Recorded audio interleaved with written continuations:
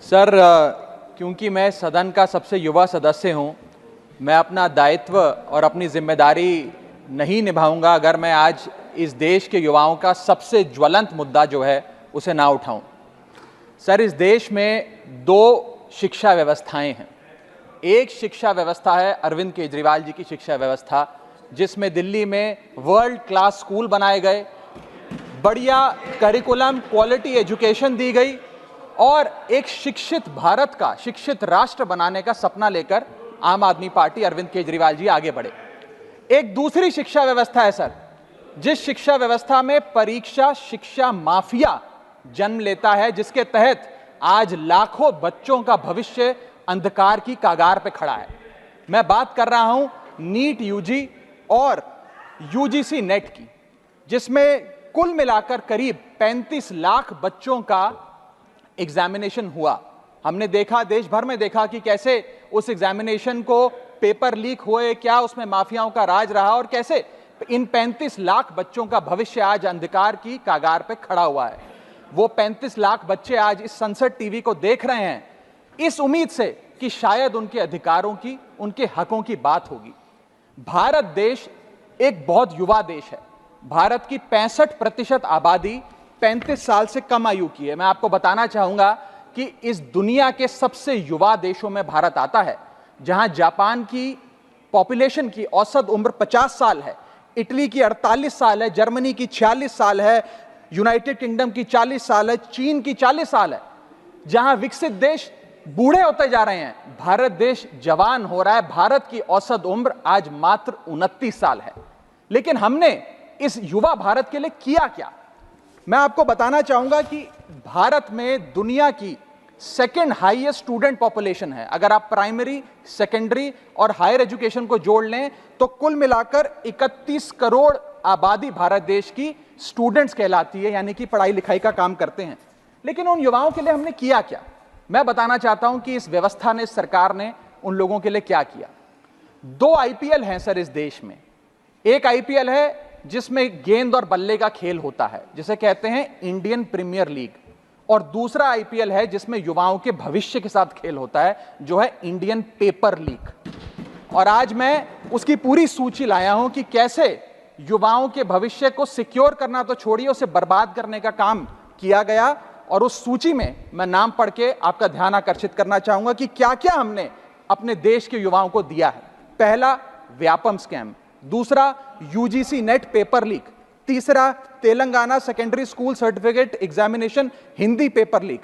Assam HSLC general science paper leak. Uttar Pradesh लेखपाल recruitment exam paper leak. Rajasthan forest guard recruitment exam paper leak. Bihar public service commission exam paper leak. Gujarat head clerk exam paper leak. SSC CGL exam paper leak. UP TET exam paper leak. Rajasthan university paper leak. UP PSC paper leak. Maharashtra HSC exam chemistry paper leak. UP police constable qualifying exam paper leak. REET यानी कि Rajasthan eligibility examination for teachers paper leak. Haryana police constable exam paper leak. Himachal Pradesh police constable exam paper leak. Railway recruitment board group D exam paper leak. Orissa teacher eligibility test paper leak. Assam police recruitment exam paper leak. Bihar board का 10वीं कक्षा का भी examination paper leak. Telangana SSC exam paper leak. Karnataka SSLC exam paper leak. Delhi university law entrance exam paper leak. Jamia Millia Islamia entrance exam paper leak. UP board exam mathematics और bio का paper leak. Rajasthan teacher recruitment exam paper leak. और इस साल का NEET का 2024 का paper leak. माननीय राघव चड्ढा जी, ये ऑथेंटिकेट करके आप यहाँ मैं दूंगा सर, सारे रिपोर्ट दूंगा। Thank you sir. आज हम अपने देश के युवाओं को एक अच्छी शिक्षा व्यवस्था नहीं दे पाए, नौकरियां नहीं दे पाए, बेरोजगारी चरम पर है, ऑर्गेनाइज सेक्टर की बेरोजगारी चरम पर है और अनऑर्गेनाइज सेक्टर की तो आंकड़ों की क्या बात करी जाए। सर मैं इन स्टूडेंट्स की पीड़ा इसलिए भी समझता हूं क्योंकि मैं खुद स्टूडेंट रहा हूं। इस देश की सबसे one of the most competitive examination chartered accountancy को क्लियर कर यहां पहुंचा हूं सर। मुझे पता है कि क्या पीड़ा होती है जब सालों की आपकी मेहनत पर पानी फिर जाए क्योंकि एक एग्जामिनेशन, एक पेपर लीक हो जाता है। तब सिर्फ दिल नहीं टूटता, विद्यार्थी एक इंसान पूरा टूट जाता है, उसका मनोबल टूट जाता है।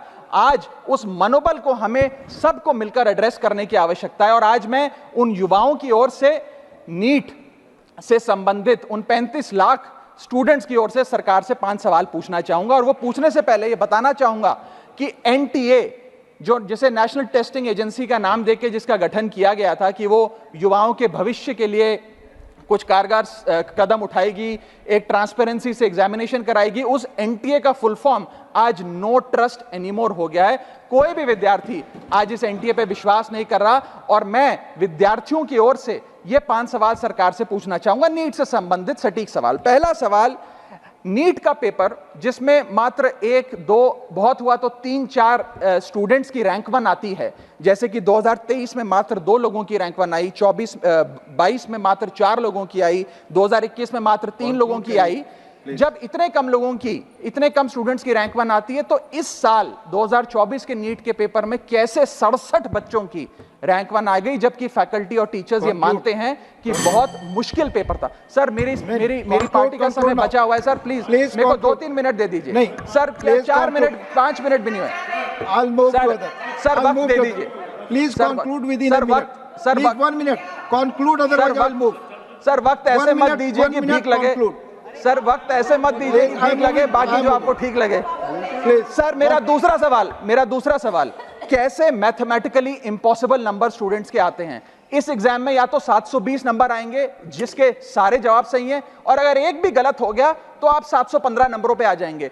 इस 715 और 720 के बीच में किसी के नंबर नहीं आ सकते, लेकिन इस बार ग्रेस मार्क्स देकर 717, 718, 719। और आखिरी सवाल, मेरा आखिरी सवाल, मैं समाप्त कर रहा हूं सर। इस बार जो इस नीट एग्जाम के नतीजे 14 जून को आने थे, उसको 10 दिन पहले कर दिया गया। हम देखते हैं कि नतीजों में देरी अक्सर होती है, लेकिन 10 दिन पहले चुनावों के शोर के नतीजों के शोर में 4 जून को नीट एग्जाम के नतीजे लाए गए। क्या मकसद था?